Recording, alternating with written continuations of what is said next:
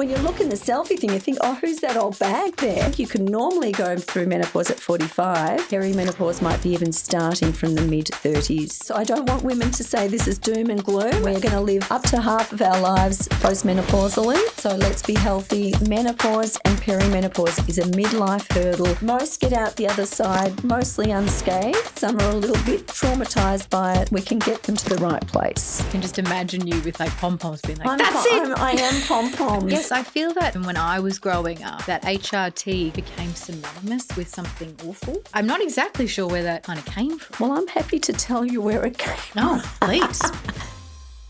This is Fernwood Unfiltered. It's the podcast for straight up expert-based advice on women's health and fitness. And if you're going through perimenopause or menopause, or a younger woman curious about what's ahead and watching the women in your life navigate it, if you're tired of the confusion, silence, or seeing women struggle with menopause, this episode is for you.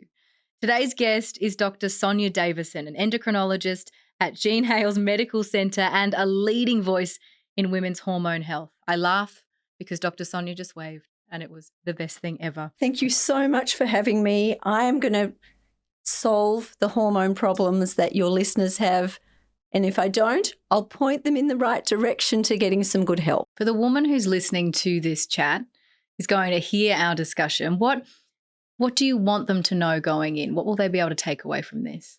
There's always an answer, and not to sit there and suffer, not sleeping, mood terrible, can't go for that new job, can't handle life. My women at menopause come and say things like, they're sad, I feel old, I feel dry, I feel shriveled, I don't feel like me anymore. And if I can help them and they just say, I feel normal, I've done something really amazing. So that's my aim. I feel normal. There is nothing wrong with I feel normal. It's fabulous. So that's my aim. I'm not saying abnormal is not bad, but you know what I mean. You just want to feel well. You don't have to feel super. You don't have to feel super happy. You just want your body to do what it should do the things in life you want to do, and you just want to feel well. Why do you think menopause is still a topic that we're not quite comfortable discussing? Well, I'm going to tell you that menopause is currently hot, literally and figuratively. So a lot of the celebrities have come out recently, Naomi Watts, Michelle Obama, and have discussed their experience of menopause and have positively looked at it, whereas menopause was taboo in the past. Women said, I'm now invisible, no one looks at me, I've had these bodily changes I don't want, I have these symptoms I don't want, and women were sort of shoved aside and we just didn't talk about it. But now there's a whole lot of conversation. It's almost gone the other way, almost too much conversation, which can't be a bad thing. And women are now embracing midlife. We're realising that we want to be healthy. And I think after the pandemic, we talked more about health and we got a lot better at claiming our health and claiming quality of life. That's my own theory. So we're taking it back, essentially, that control maybe. When was it taken off us? Oh, it's hard to know, but we've all lived in a men's world, I suppose, as women. Even the main doctors who were bringing out hormone therapy when it initially came out, they were all usually gynecologists and they were usually male. So I think we've just had a sort of a Me Too moment and we've tried to embrace our own physiology. We've realised it's a normal biological process, but rather than be very sad about it and hide in the corner and maybe flush and sweat and not sleep and all the other things that we're going to go through, maybe they've said, well, let's get some good help. Let's have quality of life. We know there's options out there and let's share it with everyone else. You speak so beautifully, Dr. Sonia, about the mental and emotional toll that this can take on women. Talk about them feeling like they're invisible. Why? Why do they feel invisible? Typically it's because their appearance has changed. They might have been a good-looking woman and they might have turned heads. They might have had longer hair or they might have been more careful with their makeup. Their body might have been different. But then they've suddenly become someone's mum or someone in midlife, and whereas they didn't turn heads before and they might not have been waved to for whatever reason, they might be just a little bit to the side just because of normal life changes. Things inherently, normally and physiologically have changed And when we're looking at the mirror, we might be, it's like taking a selfie. Do you ever well, you probably don't do it. You're nice and young.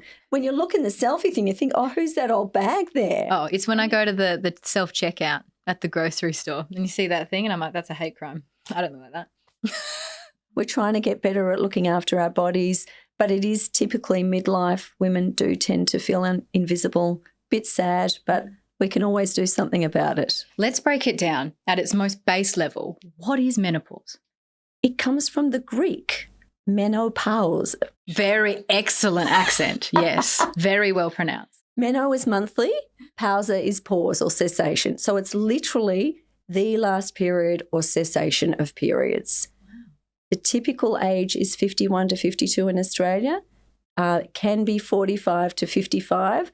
Some women are 57 plus, a little bit later, and some women are less than 40. And I've actually had women undergo menopause or ovarian failure at 16, 20, etc. And that's a really tough gig. Are there reasons for that? Are there reasons behind why it happens to different women at different times of their life? Genetics, huge part of it. And there's lots of things we don't understand about premature menopause or menopause before 40, but autoimmune factors. Some have had treatment for cancer, radiotherapy, chemotherapy, a nasty infection, all sorts of reasons. But standard normal women will go through menopause from 45 to 55, but perimenopause is a time of very uncertain hormones, which can last for 11 years before that. So if you think you can normally go through menopause at 45, perimenopause might be even starting from the mid-30s. And what is perimenopause? Like, what is the difference between peri and then menopause? So menopause, no more eggs. It's a little bit sad. The pituitary is talking to the ovaries saying, please make eggs. But unfortunately, the ovaries have run out of eggs and no more periods if there's no more eggs. Huge reduction in estrogen as well. Perimenopause, the hypothalamus and the pituitary are trying desperately to get the eggs to be popping out, make estrogen every month. And you're pointing to your head there. So yeah, they're the hypothalamus is in your talking brain. to the pituitary in the brain. Yes. They're in there. Let's hope they're still in there. Yes. They exist. They're there. Yes. So they are making the messages going down to the ovaries, but unfortunately the poor ovaries are running out of eggs. So perimenopause I describe as being a beast. There can be low estrogen symptoms at times and missed periods, change in volume of periods, heavy periods, whatever, more PMS, which can be terrible. And they can also be very low estrogen levels, so menopausal symptoms, flushes, sweats, sleep disturbance, mood disturbance, all of those things. So those are indicative of having lower estrogen. Yep. All of that. And those are all symptoms of menopause. Menopause is one set, but perimenopause, you'll have that set and you'll have the other set. Wow. And you'll be trying to live a life, work, have children if you've got them, have a relationship if you've got one, and feel normal. How do you know if you're going through it?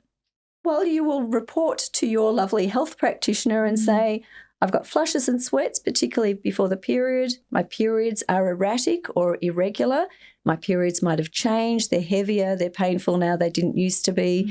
And those other things like aches and pains, sleep disturbance, waking overnight, mood disturbance. It's very common to have anxiety and depression in perimenopause as well. Oh, wow. So that's your body is making you feel that way. I know. And it is normal. But it doesn't feel normal when we have to fit in with this world and its demands. When you say that, do you think that the world, I know that menopause is a hot topic, has become one. Do you think, though, the world has adjusted to that, though? Do you think the world is making adjustments to make life easier for people going through this? Well, there's a lot of interest in menopause in the workplace, which has been so exciting because women who are flushing and sweating and feel hot, they might, not manage in a workplace. And, for example, police women with their big occlusive uniforms, in theatre, the nurses with those terrible scrubs and the hats and everything's covered and the theatre might be very hot. So they, might struggle. And women who are perimenopausal might be having heavy periods. They might have to trot off to the toilet and that might be. So a lot of workplaces have been very interested in recent years, which is very exciting, about perimenopause, menopause, how we can help women. And there's a lot of structures out there and a lot of documents out there to guide workplaces and to guide women to get help. We're going to get into a lot more of the symptoms soon, but for me, what does a hot flush feel like? And how do you differentiate it? This is going to sound so dumb. How do you differentiate it between just, I don't know, getting a little bit worked up if you're exercising or feeling that heat and sweating? Like what is the difference? It's just a ramping up of that process, and it's more frequent symptoms, and it typically starts at night. We don't know why. Hot flushes tend to happen from the chest up. It's not the whole body. And it does happen. Some have a premonition of it happening. Some will feel very anxious and have palpitations before it happens.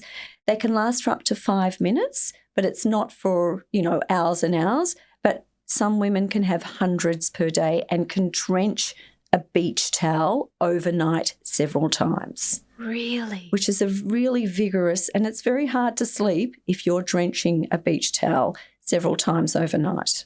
And I'm assuming then that also has issues if you're not getting good sleep. Sleep It's is exacerbating everything. Sleep is half of perimenopause and menopause, and we do need a good amount of sleep. Research has shown if you sleep less than 7 hours a night regularly, you are at higher risk of things like cardiovascular disease, dementia, etc. So sleep is precious. You know that. I do know that. My time in shift work with breakfast TV, oh my goodness, I'm still catching up. In all honesty, I honestly think I'm still seeing the aftershocks of what that would have done to my body and the systems and everything. What age typically could we start looking out for symptoms of perimenopause? Typically, I use that word for want of a better one. Typically in the mid to late 40s, so 45 to 47. But as I said, if you are programmed to undergo menopause at 50, and if you're going to have an 11-year menopause, it could be even late 30s, but typically not. The main thing to look out for if periods are irregular and erratic, that's the main sign. And when it comes to menopause, how long does that process take? How long are you living through that? Well, it's just a oncer. Okay. Because it's menopause, isn't it? Oh, it's yes. The cessation of periods, the last egg. Yeah. But the symptoms can go on for a long time, and research has even shown that even women in their 60s can still be having moderate to severe symptoms. Really? And some women are just flushes. They just flush their whole life. I've got women in their 70s who just, and they struggle. How many flushes are we talking about? Like, is it a daily thing? Is it a weekly, a monthly? I did a lot of research in this area, and one of my ladies had 1,000 flushes per week. She was counting it for the study.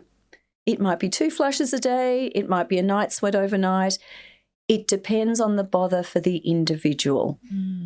So it is a physiological process. We think that the nerves that control temperature in the hypothalamus just become bombarded when that estrogen is withdrawn, because estrogen is protecting that system, which is really fascinating. And that's why sometimes we will add back estrogen to help the symptoms. When you're going through menopause or perimenopause, you can't lose weight. You can't build strength. Are those things still possible? Can you lose weight? Can you build strength if you're going through perimenopause or menopause? You certainly can, but you need to put a lot of effort into it, and you need to really want it to happen. There was a study that showed that women who did not gain weight around the time of menopause were doing at least 60 minutes of exercise per day. And for your listeners, that's great, because I know many of them will be doing that.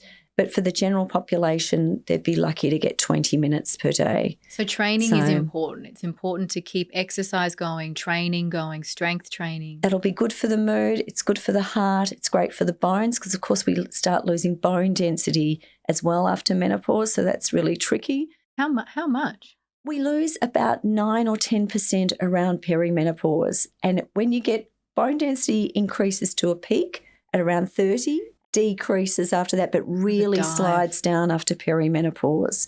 So again, anything you're doing for fitness, exercise, weight bearing will really, at midlife and before that, set a great foundation for going into older life and avoiding osteoporosis, fracture, low muscle mass, all those things. What's going on hormonally or inside that makes us more susceptible to putting on weight during these periods?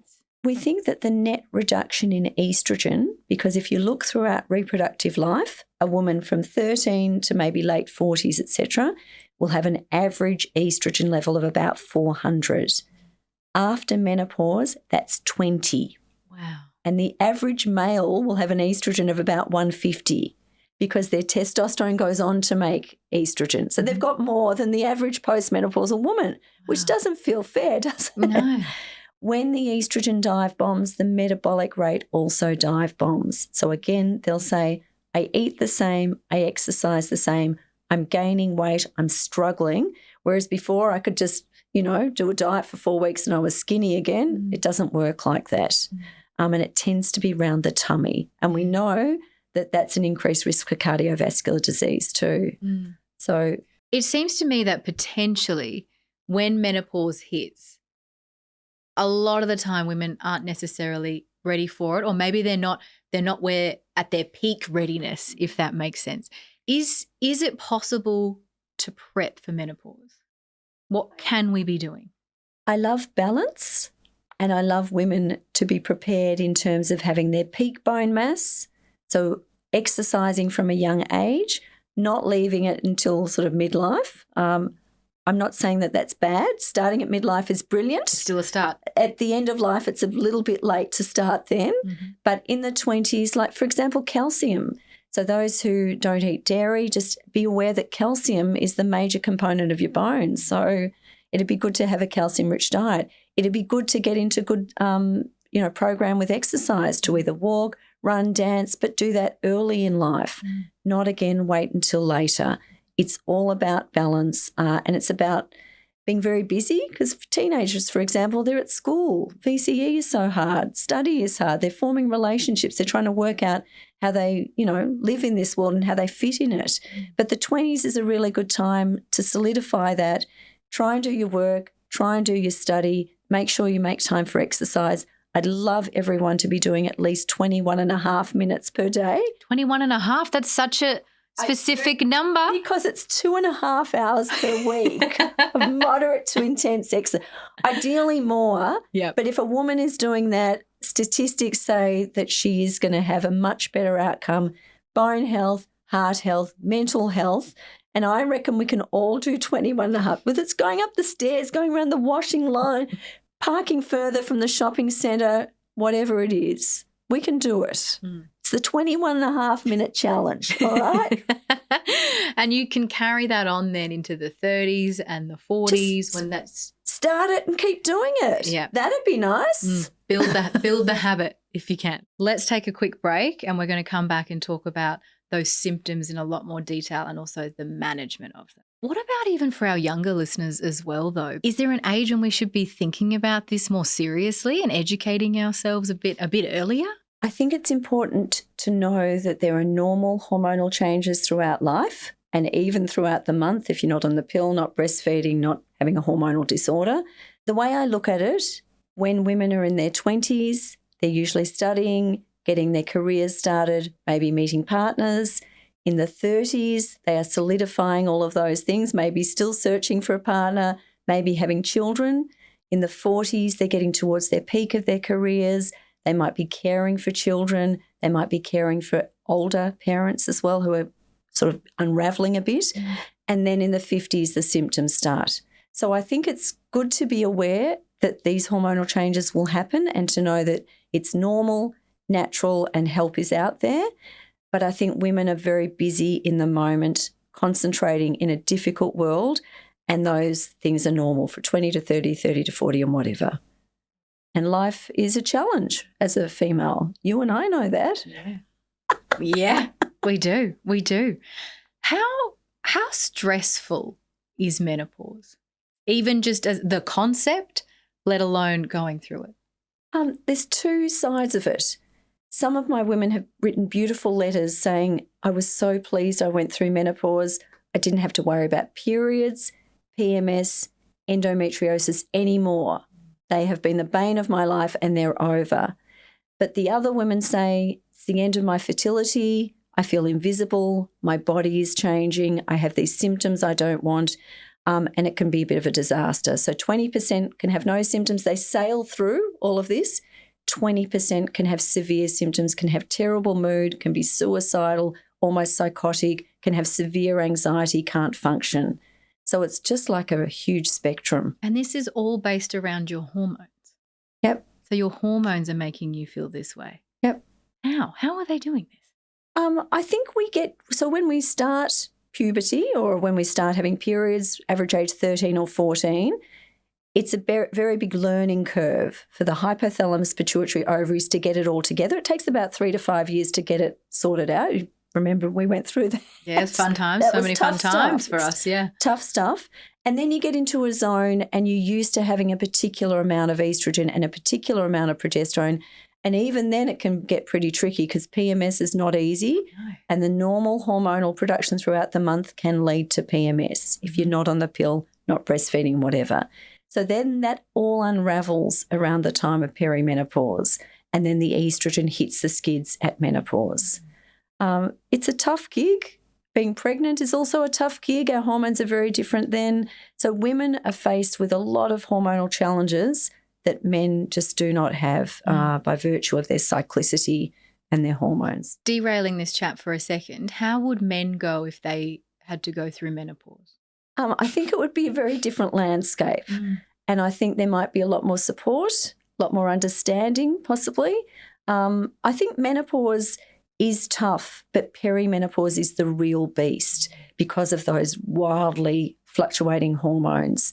So by the time at least menopause is stable, even though there might be severe symptoms, but we can deal with it much more easily than those beastly hormones in perimenopause. Why is it so important, though, for men as well to know about this, to learn about this?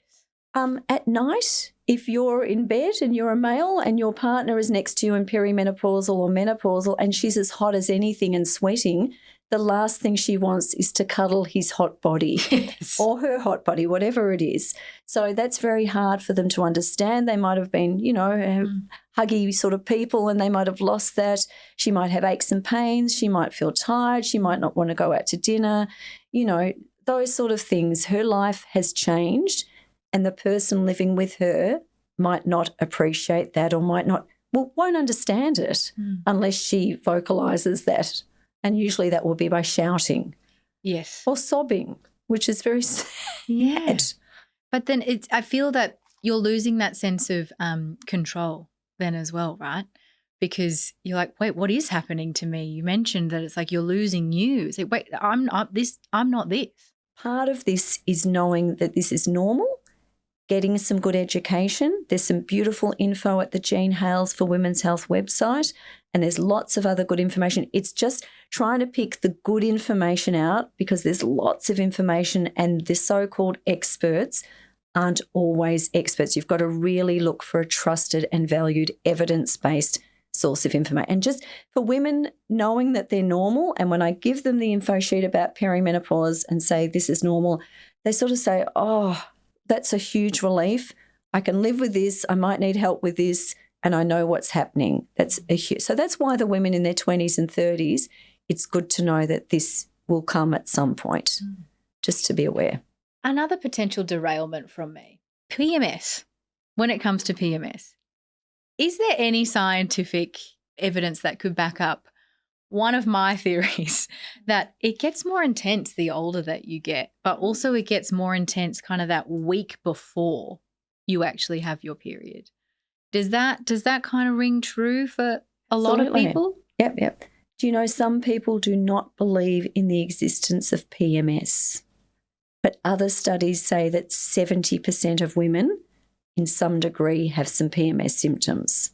So what do we want to do to the people who don't even believe in it? Educate them. Yeah. If I'm going to draw something with my finger, but I'll take you with it. If you're not on the pill, not breastfeeding, not pregnant, and you're a reproductive age woman, your estrogen's at 150 or thereabouts at the start of the period. The egg then develops and makes the estrogen. It goes up to 1,500, quite a big increase, and then mid-cycle, egg is released, big dive bomb in the estrogen, and there's a little kick at the end. Okay. So the PMS tends to happen in the middle or at the end when the estrogen is dive bombing. But progesterone starts very low And then mid-cycle is increasing because it thinks sperm and egg got together to make a pregnancy. Mm-hmm. And then is at a big level to support a new pregnancy, but also dive bombs. So we think that the PMS time is when we're dive bombing with our progesterone and dive bombing with our estrogen. And in perimenopause, that gets amplified. So PMS can really amplify.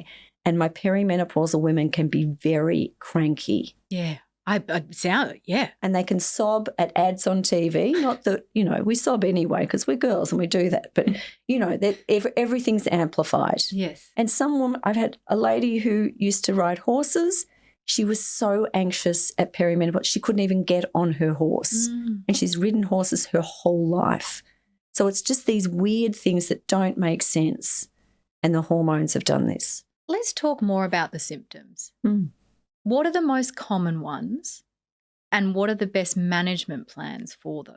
So it depends if we're talking about perimenopause or menopause. Let's start with peri and then go to menopause. Yeah. So the high estrogen symptoms, because, again, the hypothalamus and pituitary are going to overdrive a bit, breast tenderness, bloating, crankiness, anxiety, low mood. It's all sounding fun, isn't it? Yep. And the heavy bleeding and all that sort of pelvic pain might happen as well. The low estrogen symptoms, sleeplessness, waking several times overnight, not getting to sleep is the other thing. I call it the menopausal witching hour. They're just there at 3 or 4 in the morning and they're just like this and they can't get back to sleep. So terrible. Flushes and sweats, as we've mentioned before, aches and pains. So some just hurt and it's regardless of their exercise or whatever, they just hurt. Stiffness, the joints, small joints, bigger joints as well. Some will have vaginal dryness, urinary frequency, urgency, leakage. Some will have those mood disturbances and they just don't feel themselves. Some worry about their hair and skin changing as well. Some will lose scalp hair and that might be genetic. So and some will gain weight around the tummy and they'll say, I eat the same, I exercise the same, and I'm getting bigger and I'm struggling with it. Unfortunately, it is normal and we just need to learn to adjust and find the way to combat those things. And how can we? Because no offense, Dr. Sonia, but that sounds like a cocktail of awful. A lot of what we have to go through. Is there anything that we can do in those moments that can ease or make the journey a little bit easier, a little bit more manageable for us? Just be kind to yourself and find the right strategy for the individual.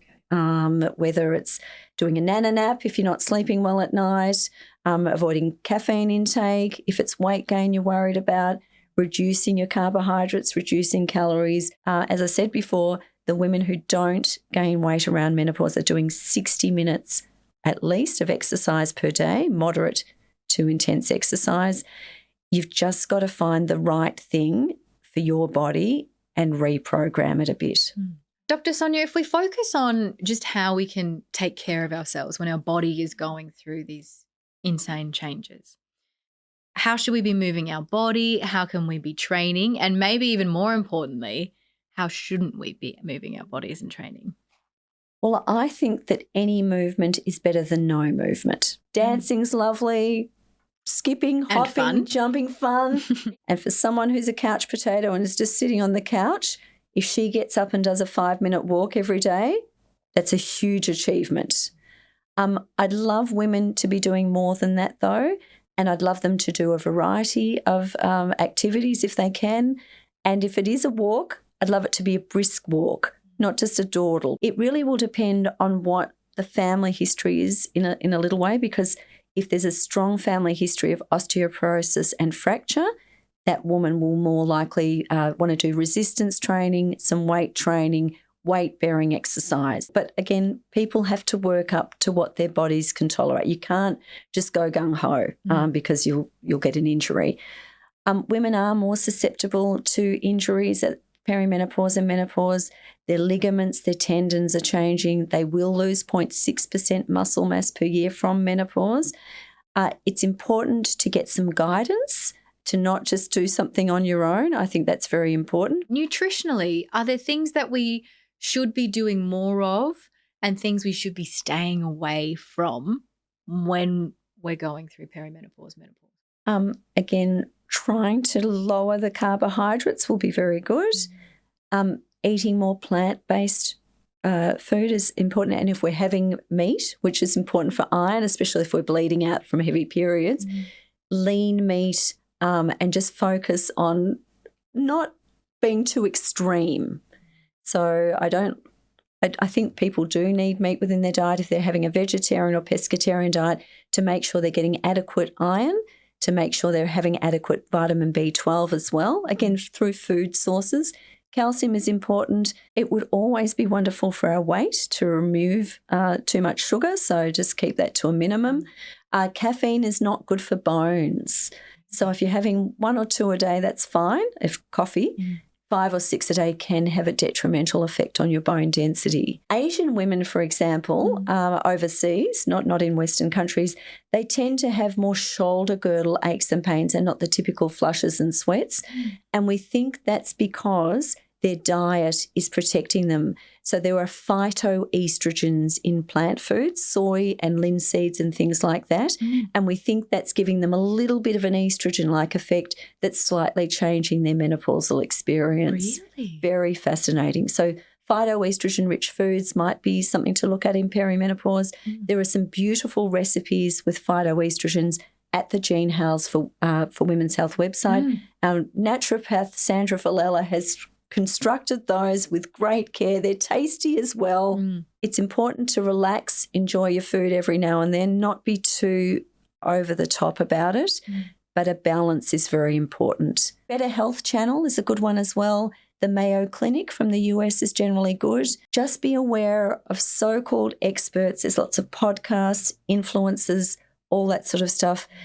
Just look at their information and then align it with what's at these other good quality evidence-based websites, and just see if that information aligns with that, because some of the things I've heard have been very alarming. I bet. I mean, for me, it's like I feel like I get inundated with different things. And as you say, because it is a hot topic right now, because our base level of understanding is already so low, I think maybe you're even more susceptible to believing. If you've got a convincing person telling you something and they're kind and they're enthusiastic, you'll run with it, won't you? It's just psychology. But you've just got to be safe. And again, I think the thing is, get to your trusted GP. If you're not happy with your GP, get to a women's health GP and just talk to them about it. Dr. Sonia, if we focus on just how we can take care of ourselves when our body is going through these insane changes, how should we be moving our body? How can we be training? And maybe even more importantly, how shouldn't we be moving our bodies and training? Well, I think that any movement is better than no movement. That's the start. And for someone who's a couch potato and is just sitting on the couch, if she gets up and does a 5-minute walk every day, that's a huge achievement. I'd love women to be doing more than that though, and I'd love them to do a variety of activities if they can. And if it is a walk, I'd love it to be a brisk walk, not just a dawdle. But again, people have to work up to what their bodies can tolerate. You can't just go gung-ho because you'll get an injury. Women are more susceptible to injuries at perimenopause and menopause. Their ligaments, their tendons are changing. They will lose 0.6% muscle mass per year from menopause. It's important to get some guidance, to not just do something on your own. I think that's very important. But if you do something on your own, there is some very good information out there as well as to what to do. It really will depend on what the family history is in a little way, because if there's a strong family history of osteoporosis and fracture, that woman will more likely want to do resistance training, some weight training, weight-bearing exercise. There's a lot of points in this where I'm just speaking for myself here, where I go, why? Damn it, why? And when you hear the symptoms, you go, oh no, that's scary. That's scary. I know. I don't want it. You want to shut it away. Maybe that's why people don't want to know. Yeah, they just think, oh, hang on, that's the to-do. I'll deal with it's that. the to-do pile, right? That's later. And they keep thinking it's later when it's happening. How do you work with your patients to kind of get that mindset to shift a little bit? You've just got to make it work. And the why is very tricky, but I think women are given this challenge because we can do it. I reckon we can do it, but we've just got to be supported and we've got to find the way forward to do it. Yeah, support. So it's not all doom and gloom. It's about support. It's about your friendly trainer. It's about getting some nutrition advice. It's about just looking at your body, knowing what you want and what you don't want, and making it happen for you. Will women find themselves again? If they're going through it, if they're in the throes of it right now and you say, you know, they're feeling invisible, they're not sure who they are they going to find them again? It's like a hurdle. This is a hurdle and women will jump the hurdle. They've jumped every other hurdle in life. Sometimes we've fallen. Sometimes we've picked ourselves up. Sometimes someone else has picked us up. But menopause and perimenopause is a midlife hurdle. Most get out the other side mostly unscathed. Some are a little bit traumatised by it. But again, we can get them to the right place. Do you feel as well part of that is that we kind of, and not to get too woo-woo and deep here, we become invisible to ourselves? Yes, I think that's a good answer to it. Yeah, we've lost ourselves. We're a different person. We've known ourselves for a long time in life. We're all our worst enemies. It comes from within and maybe we project that out a bit. But when we get a good solution, when we're feeling well, when we're sleeping well, when we're exercising, then it will come from within. Will you be the same? Like, will you be the same person who began the journey as the one that comes out on the other side? I think you'll be a bit different, but it's a good different. There's nothing bad with getting older, wiser. So I don't want women to say this is doom and gloom and I'm in a lot of trouble and trouble is happening in 20, 10 years or whatever. It's the new you. You go with it. You make it happen and you make your future too. We can rebuild. We can rebuild. That's the war cry. We can rebuild. Let's cement this. What is the key takeaway that listeners should know about menopause or perimenopause? Menopause and perimenopause are programmed. They are normal physiological processes. They are biological. We're all going to go through those processes if we get old enough. There are things that we can do to help bothersome symptoms if they happen. There's lots of good information out there. And we're going to live up to half of our lives postmenopausally. So let's be healthy. Let's be well. We can do this. Let's nail it. Dr. Sonia, thank you so much for talking to us on Fernwood Unfiltered. You have opened my eyes to so very many things and also given me hope in a topic that I really don't think I had that much. I am delighted to be here. I could spend any amount of time speaking with you. It's been an absolute pleasure and delight. And to our women out there, I hope you're healthy and well. And if you're not, please get some lovely help out there. There's someone energetic and enthusiastic like us who can help, I'm pretty sure. And you don't have to go through menopause or perimenopause alone. There are people going through exactly the same thing. What you are feeling is normal. If you have loved what you've been listening to today and you think that things have resonated with you, they're probably going to resonate with someone that you love. So make sure that you share this episode. And until next time, see you soon.